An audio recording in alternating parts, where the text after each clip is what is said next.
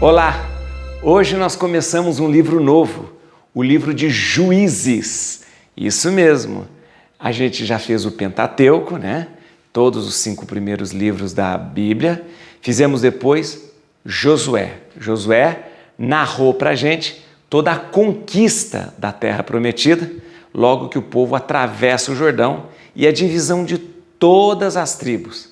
Agora nós vamos começar um período novo na vida do povo de Israel. O que é esse período de Juízes? Juízes é o período que começa logo depois da conquista e vai até a monarquia, quando se escolhe um rei. Lembra que na compreensão dos israelitas, nós não precisamos de um rei, porque quem é o rei? O rei é Deus, o Deus verdadeiro. Ele é o rei. Se ele é o rei, nós não precisamos de rei aqui na terra. Ora, o povo já foi conduzido por Moisés naquela etapa que chega até o Rio Jordão para atravessar para a Terra Prometida. Logo depois esse comando passa para Josué, ao lado de Eleazar, que é o sumo sacerdote. Josué comanda toda a conquista. E agora o povo já está instalado. Mas quem vai conduzir todo esse povo? E é por isso que Deus, então, suscita juízes. Preste atenção, ainda não temos rei, ainda não tem rei. Nós teremos daqui a algum tempo, os reis, os reis conhecidos, Davi, Salomão, né? Todo esse pessoal, Saul, né? Todo esse pessoal. Mas, por enquanto, não temos rei. O povo vai ser coordenado, administrado, governado por juízes. Mas juízes? Juiz não parece coisa de lei, de julgamento? Não, deixa eu te explicar uma coisa. Embora os juízes tenham essa prerrogativa de julgar e de conduzir o povo com as leis e fazer a lei ser aplicada, a palavra juízes aqui, ela significa aquele que governa, aquele que administra, né? Na língua hebraica, fazer justiça, que é uma função do juiz, não significa somente lidar com as leis, mas, sobretudo, administrar, governar, conduzir. Por isso esse livro se chama Juízes, tá bom? Isso aí, gente, olha, quero você junto comigo para que a gente possa ver esse período. É um período muito interessante, é um período que fica no meio entre a conquista e a instalação da monarquia, né? A escolha do rei, tá certo? Quero que você compartilhe esses vídeos, chame mais gente para fazer essa caminhada com a gente, porque é fascinante. Nós queremos ler a Bíblia inteira. Aliás, eu queria voltar até a falar sobre isso para você.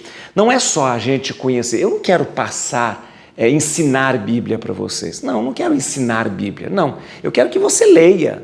É importante ler. Por isso eu não vou vir aqui dar um curso bíblico para vocês. Foi assim. Não. Eu quero que você leia e aí a gente juntos nós vamos aprofundar em alguns capítulos, alguns versículos que a gente às vezes fica um pouco confuso. Mas o importante é ler, tá bom? Eu poderia muito bem vir dar um curso. Vou dar um curso bíblico sobre juízo, um curso sobre o povo, um curso sobre Abraão, um curso sobre Jacó. Não quero fazer isso. Eu quero ler a Bíblia com você. Quero ler, né? Isso é importante. Ler a Bíblia e aí a gente vai entender tudo, tá bom? Gente, outras coisas, eu tenho algumas considerações para ser feitas sobre o livro de Juízes, é o seguinte, deixa eu lembrar aqui, ó.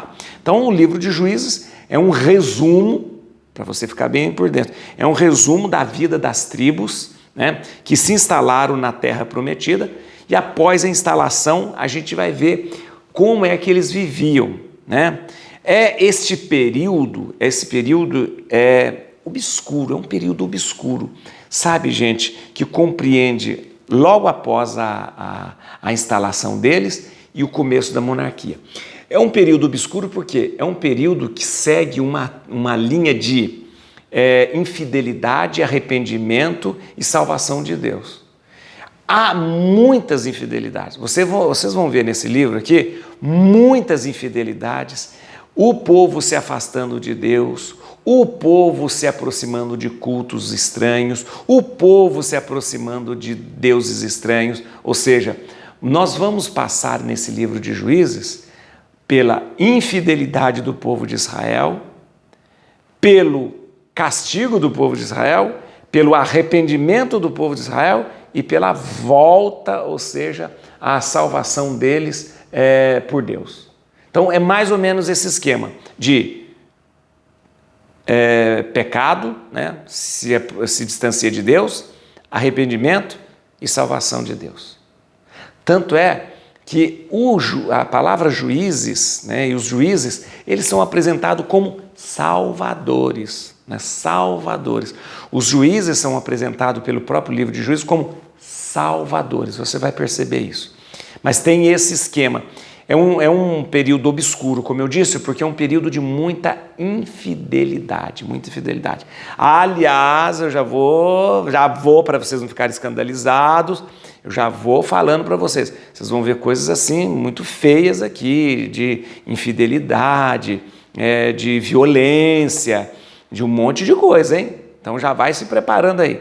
Mas tudo isso por quê? Porque o povo se distancia de Deus, cai no pecado, se arrepende para depois voltar, tá bom? E os juízes são vistos como salvadores, tá certo? Vamos ver aqui o plano do livro, como que vai ser. Eu quero apresentar para você como é que vai ser o plano do livro que a gente vai estudar, tá bom? Olha aqui, na verdade, a gente divide esse livro em algumas partes e eu vou te mostrar quais são as partes, né? A gente começa com o capítulo 1. Capítulo 1 é uma retrospectiva da instalação das tribos com sucessos e fracassos. Então, o capítulo 1 vai retomar toda a instalação das tribos, né? O sucesso e os fracassos. Lembrando que todo o livro de Josué foi para mostrar a instalação das tribos. O capítulo 1 faz essa retomada. Atenção, do capítulo 2, versículo 1 ao 5, nós temos as tribos sem harmonia, ameaçadas pela presença das cidades cananés no seu meio. Ou seja, um período assim muito difícil, todo mundo sem harmonia, tá certo? Tá bom? E depois nós temos o capítulo 2, do versículo 6 até o capítulo 16, versículo 31, é o livro propriamente dito, o livro de Juízes propriamente dito, né? Aí a gente vai perceber um tempo. No tempo de Josué, na era de Josué, o tempo era de fidelidade. Na era dos juízes, o que nós vemos aqui? Infidelidade. E aqui, neste miolo do livro, que é o miolo do livro aí, vai apresentar a história dos 12 juízes, tá bom? Nesse tempo de infidelidade e os juízes como salvadores, trazendo o povo de volta para Deus. Aí nós temos o capítulo 17 ao 18, que a gente vai ver um período muito estranho, que é a migração de Dan e a origem do santuário de Dan. A tribo de Dan, ela se afasta das outras tribos, indo procurar outras coisas e outros deuses. E é uma migração da tribo de Dan. Ela se afasta, ela deixa as 12 tribos. Então, esse capítulo 17, 18, mais uma história de infidelidade. E aí nós terminamos o livro com o capítulo 19 ao 21. A gente lembra que no capítulo 19 ao 21, a gente lembra o crime cometido pelos habitantes de Gabaá, né? E a guerra das tribos contra Benjamim. Olha que coisa, gente. Aqui nós vamos ver, vocês vão ver, Benjamim, uma tribo, né, que está ali mais ou menos no meio da Terra Prometida, e todas as outras tribos se voltam contra a tribo de Benjamim. A gente também vai ver aqui o crime cometido pelos habitantes ali de Gabá. Deixa eu explicar. Esses capítulos 17 ao 18 e 19 ao 21 são considerados pelos historiadores 2 apêndices colocados aí no livro dos Juízes, tá bom? Mais ou menos essa é a estrutura do livro. Como é que é a tese, todo o esquema teológico do livro? Volto a dizer para você. Olha como ele é: pecado, castigo, arrependimento e salvação. Tá certo? Esse é o esqueleto do livro de Juízes. Pecado, castigo, arrependimento, salvação. O povo peca pela infidelidade, o povo é castigado, o povo se arrepende e a salvação vem de Deus. Ok? Tá certo? Então, é esse esquema do livro, tá bom? Pecado, castigo, arrependimento, salvação, tá? E aí eu queria falar para vocês, quantos juízes nós tivemos nesse período? Ora, nós temos 12 juízes. 12 juízes. Isso é importante você saber. 12 juízes apresentados como salvadores, porque salva o povo da infidelidade, salva o povo do pecado. Quais são os juízes? Vamos olhar aqui. Os juízes são Otoniel, Aúde, ou Eude, né? Dependendo da sua Bíblia, Sangar, Débora e Baraque, os dois no mesmo tempo, Débora e Baraque, Gedeão e Abimeleque, Tolá, Jair, Jefté, Abezã, ou Ibzim, né? Elon, Abdon e o último dos juízes, o mais famoso deles, Sansão, tá bom? Esses são os 12 juízes. Eu queria, antes da gente começar o livro, eu queria chamar a atenção para você. O livro dos juízes, gente, o livro dos juízes é um livro que traz um protagonismo muito grande das mulheres. Geralmente a mulher na Bíblia, ela aparece, gente, porque ela está ao lado de um grande homem. Então você fala Sara, por causa de Abraão, né? Aí você vê outras mulheres, Raquel, por causa de Jacó. Então você vai vendo assim, as mulheres sempre à sombra de um grande homem. Mas o livro de Juízes vem mostrar a força que tem a mulher. Débora é uma juíza, conduziu, governou, administrou o povo de Israel. E mulher forte. Mas o livro todo mostra um protagonismo da mulher muito grande. Tá bom? Então vamos ler? Vamos ler o primeiro capítulo de Juízes. Mais ou menos a gente já entendeu como que é o esquema do livro dos Juízes e a gente vai começar agora. Lembrando aqui que esse primeiro capítulo ele é um resumo da instalação das tribos. É como se a gente retomasse o livro de Josué, lembrando toda a instalação das tribos. Só para a gente resumir como é que foram as instalações. Vamos lá.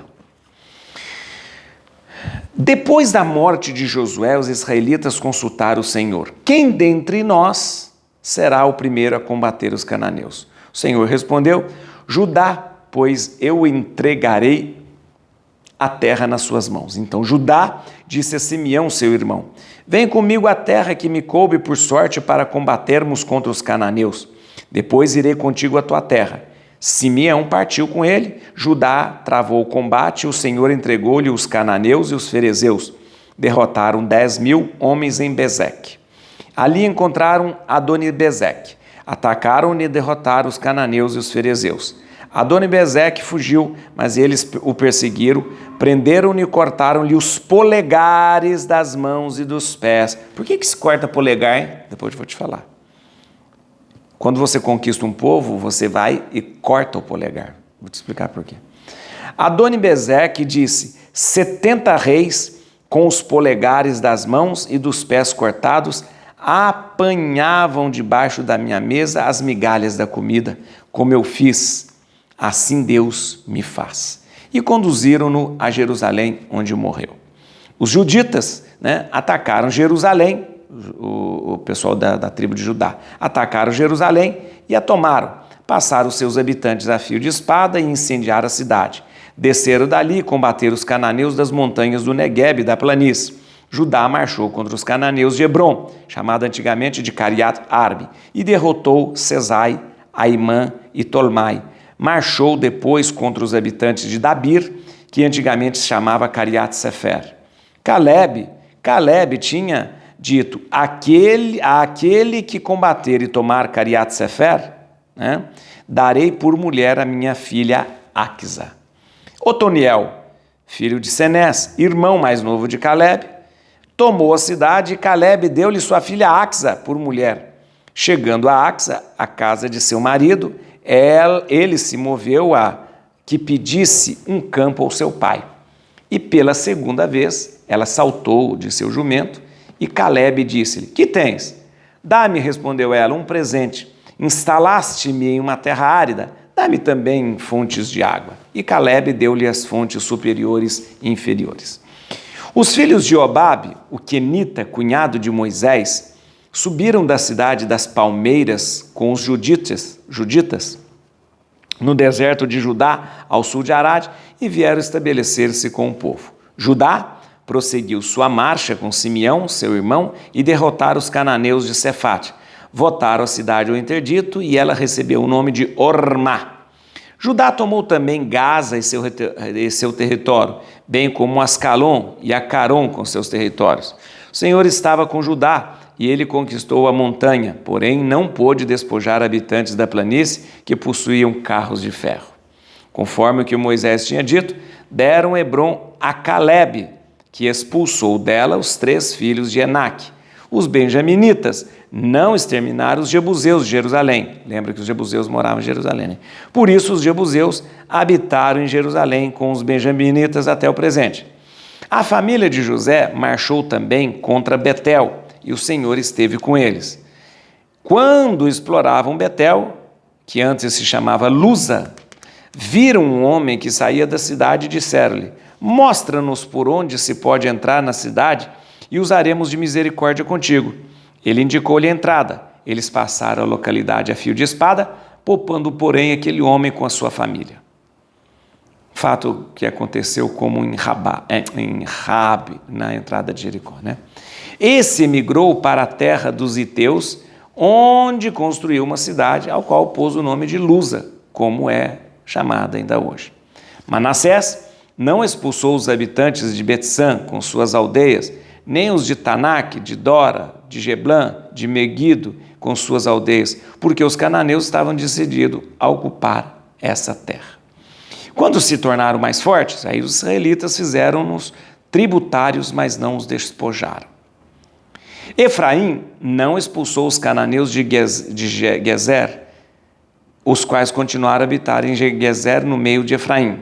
Zabulon não expulsou os habitantes de Setron, nem os de Naalol. Os cananeus continuaram a habitar no meio de Zabulon, embora sujeitos ao tributo. Azer não expulsou os habitantes de Aco, nem os de Sidom, nem os de Alabe, de Acazib, de Elba, de Afec e de Roob.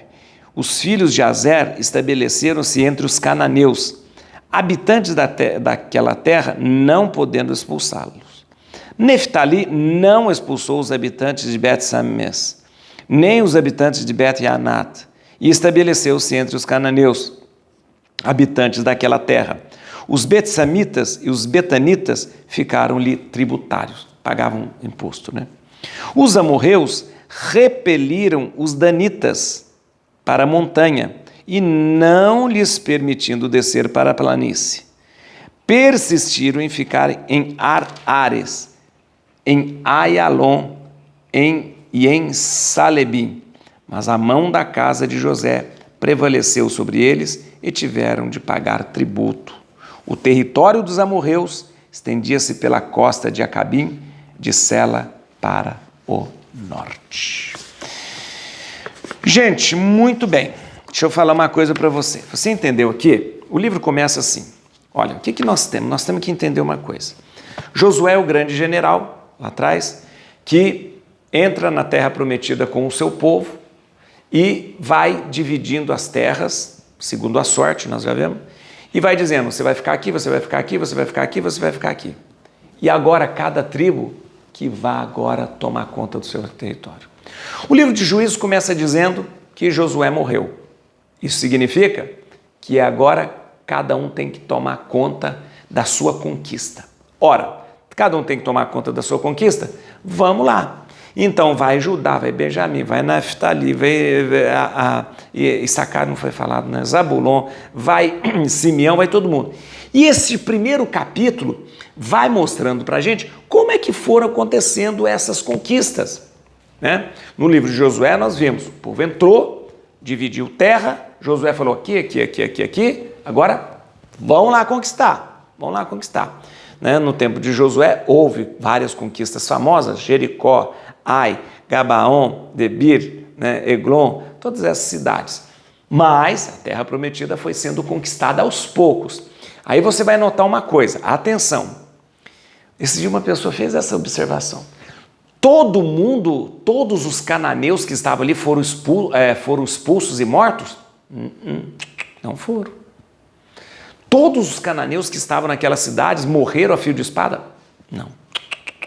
Nós tivemos grandes batalhas, como eu acabei de falar para você, em que as cidades eram invadidas, arrasadas.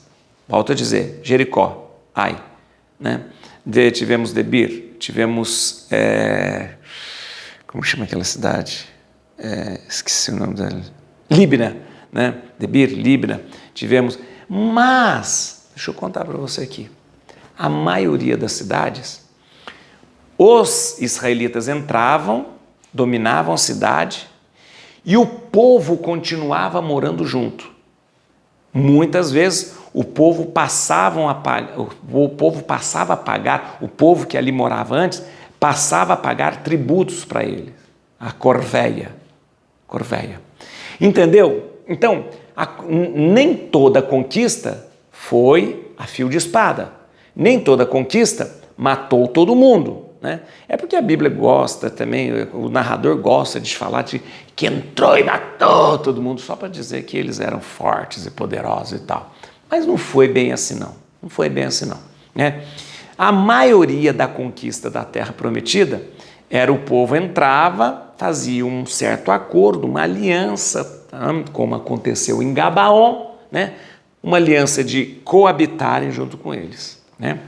Muitas vezes entrava, tomava posse da cidade e transformava aquelas pessoas que ali já estavam em vassalos que tinham que pagar tributos, pagar a corveia para eles. Entendeu? Então, é assim que aconteceu a conquista da Terra Prometida. Teve conquista a fio de espada? Teve. Algumas cidades foram conquistadas assim, né? Teve conquistas com aliança? Teve. Nós conhecemos o caso clássico de Gabaon, que eles chegaram, fizeram aliança com o povo, passaram.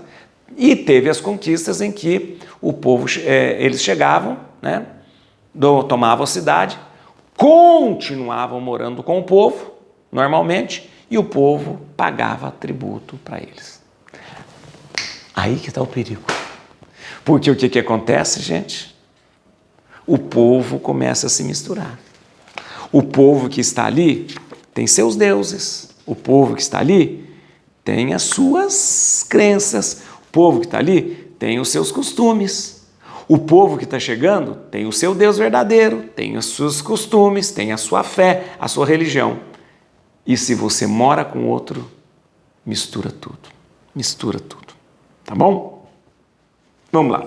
Então vem cá comigo, eu vou pegar alguns versículos aqui, né, para você.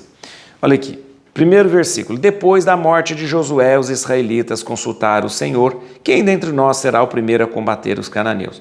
Na verdade, se fala de Judá, Judá aqui começa a ter um protagonismo, né? Aqui o que eu disse para você é um resumo das conquistas e também a informação de várias tribos, atenção, que coabitaram juntamente com os cananeus. Isso é importante você saber. Conquistas, a fio de espada, mas a informação preciosa de que muitas, e talvez a maioria das tribos que entraram, coabitaram juntamente com os cananeus. Tá bom? Vem cá, versículo 3. Então Judá disse a Simeão, seu irmão, vem comigo à terra que me coube por sorte para combatermos contra os cananeus, depois irei contigo à sua terra. Simeão partiu com ele. Lembra que o território de Judá é lá embaixo, grandão, e no meio do território tem Simeão. Então Simeão e Judá estão muito próximos, um ajuda o outro, um ajuda aquele, né? Olha aqui, é importante você lembrar o seguinte, você viu ali, aqui ó, Judá falou para Simeão, a tribo de Judá falou para Simeão, vem comigo me ajudar a conquistar, depois eu te ajudo a conquistar. O que significa isso? Significa aquilo que eu te falei. Quando o povo entra na Terra Prometida, Josué havia conduzido como bom general o povo, que entra, toma algumas cidades e Josué divide toda a terra prometida para os filhos de Israel. Mas, atenção, é importante você lembrar uma coisa, todo mundo recebeu um lote de terra, tudo bem. Uma coisa é você receber o lote de terra no papel, outra coisa é conquistar isso. Então o que Josué fez? Passou o Jordão, conquistou algumas cidades, lançou sorte, deu as terras para todo mundo e agora, meu filho, é com vocês. Cada tribo conquista o seu território. Então, estava já dividido e agora falou, ó, agora vai trabalhar. Cada terra precisa ser conquistada. Judá vai conquistar a sua porção, Simeão vai conquistar a sua porção, Benjamim vai conquistar, Efraim vai conquistar, Manassés, lá em cima, vai conquistar, Zabulon vai conquistar, Neftali vai conquistar, Dan vai conquistar. Pronto. Aqui, ó. Aqui, ó. Dan, tá aqui, ó. Tá bom? Vai lá. Benjamim, tá aqui, ó. Vai lá. Tá bom? Vai lá conquistar. Tá certo? Versículo 6. Versículo 6. Adoni-Bezeque fugiu, mas eles o perseguiram, prenderam-no e cortaram-lhe os polegares das mãos e dos pés. Na verdade, aqui, a gente está vendo aqui o combate que Judá travou, né, contra Adoni-Bezeque. E eu queria só chamar a atenção para vocês, por que cortou os polegares? Então é o seguinte, quando você travava um combate, e um combate feroz, o que você fazia? Você ia nos guerreiros, ia até os guerreiros e cortava os polegares deles. Por quê? Pronto, você acabou com o guerreiro. Porque o polegar é essencial para manejar o arco. Se você não tem polegar, você não tem como manejar o arco. Não tem arco. Acabou. Então, sem o polegar, você não maneja o arco. Aliás, sem o polegar, você não maneja nada. Na verdade, essa é a evolução do ser humano, o polegar. Com o polegar fazendo a pinça com os outros dedos, o indicador, médio, né, mínimo, né? Aqui, ó. Sem o polegar, você não faz nada. Quando você corta o polegar de um guerreiro, acabou o guerreiro. Acabou o guerreiro. Ele não pode manipular lança, ele não pode manipular arco e acabou. Por isso, era o método, né, de você acabar com o exército, é prender os guerreiros e cortar os polegares. Tá bom? Vamos lá aqui. Versículo 8. Os juditas, né, os habitantes de Judá, né, da tribo de Judá, né, na verdade a tribo de Judá, atacaram Jerusalém e a tomaram. Passaram seus habitantes a fio de espada e incendiaram as cidades.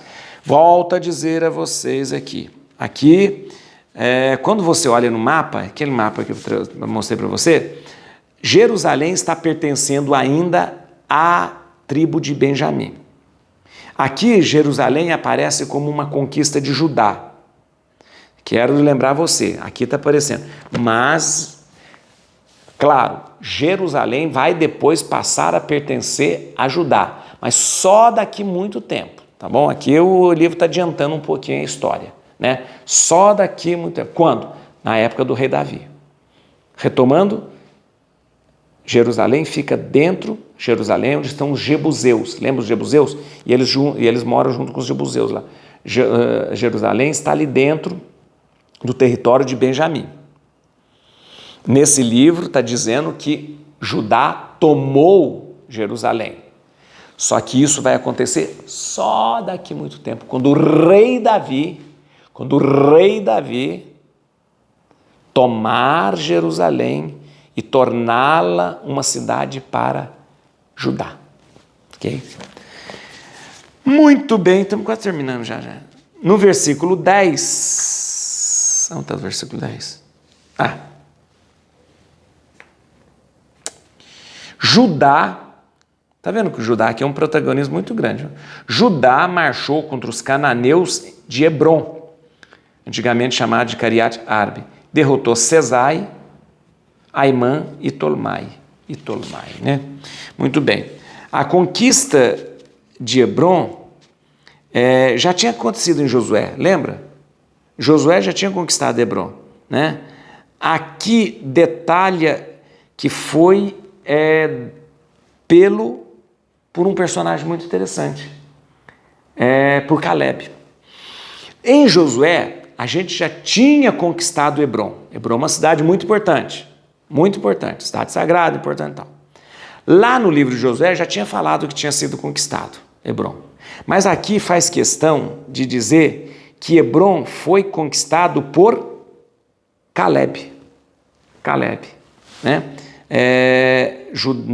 Lembrando que Caleb é um personagem importante. Caleb é da tribo de Judá. Caleb ele na verdade é um quenazita de uma outra linhagem, mas os quenazitas foram absorvidos pela tribo de Judá. Então ele passou a ser da tribo de Judá, né? É um clã da tribo de Judá, né? Então, embora em Josué a gente já sabia que Hebrom já tinha sido conquistado, mas aqui faz questão, nesse primeiro capítulo de Juízes, faz questão de dizer que quem conquistou Hebrom foi Caleb. Caleb, que é um clã da tribo de Judá. Bom, e no versículo 16, os filhos de Obabe, o quenita, cunhado de Moisés. Isso aqui lá, já vem os quenitas são parentes de Moisés lá. Subiram da cidade das palmeiras, com os juditas, quem é da tribo de Judá, né?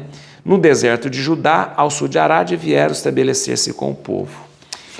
Qual cidade das palmeiras é essa? Cidades das palmeiras, na verdade, tem duas cidades consideradas cidades da palmeira. Jericó é considerada cidade das palmeiras, mas também a cidade de Tamar, que fica do lado do Mar Morto, uma cidade do lado do Mar Morto, lá no sul do Mar Morto, também é chamado de cidade das palmeiras. Provavelmente, então, Obabe sobe, ela era parente de Moisés, né? Parente de Moisés, sobe, isso é muito tempo, parente de Moisés, porque lembra lá de Moisés lá atrás, né?